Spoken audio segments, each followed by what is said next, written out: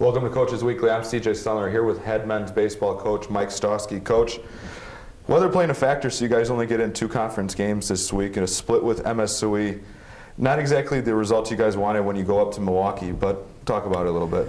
Yeah, we it's been a story of our last 12 games. I said to the team yesterday, since Montclair State when we beat them 12-3, and it was a game that we really handled a good team, we're 6-6. And I said we're not a 500 type group, but we've been playing like a 500 type group. And the reason is we haven't just put 18 innings together yet. We haven't won a doubleheader yet.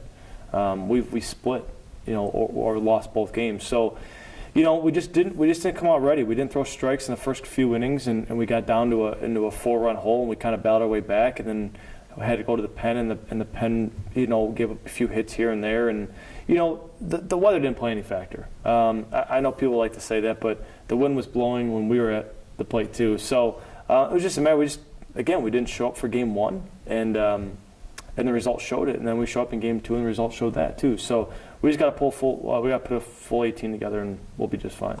Now we'll talk about first from the hitting side. Connor Brandon really kind of set the tone for you guys. He hit very well, a couple home runs yesterday. Freshman starting to come into his own, I feel like, a little bit. Yeah, and we almost inserted Connor into the first game. With the wind blowing out into right centers where he kind of handles the baseball well. We thought it might be a good day for him, and sure enough, his first home run was to right center.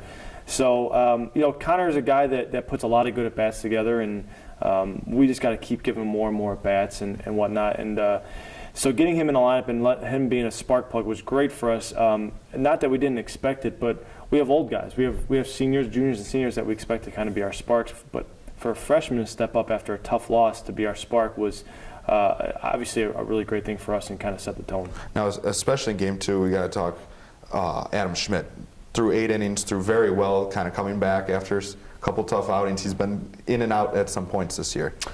What Adam Schmidt has done now is he has carried over his weekly preparation onto the mound. And that's something that we got to get the rest of the staff to do because, Alex Myers didn't throw great in game 1, but he had a great 10 days of preparation. He was great in the bullpens. He was great in all of his early work, and it just didn't carry over.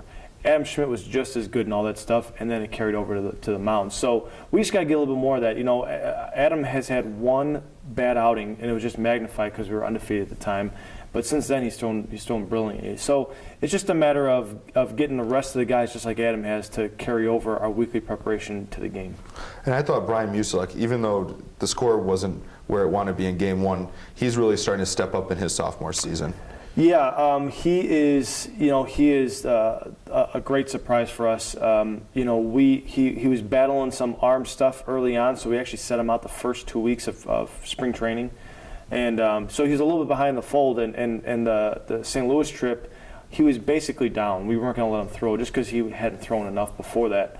So Florida was kind of, his opener for him, and not that I didn't expect Brian to be as good as he is, but I thought that he'd be a little bit behind other guys because he had to take a few weeks off. But I'll tell you what, he's been all of a sudden the guy that we can count on that's going to give us good innings. And I tell Brian and I tell the rest of the staff all the time, I don't need guys that throw shots every time. I just need those guys that give us a chance and be competitive. And I know Brian's going to be competitive no matter the result, no matter what type of game it is. He's going to be competitive every time he throws a baseball. So he obviously is going to continue to get it.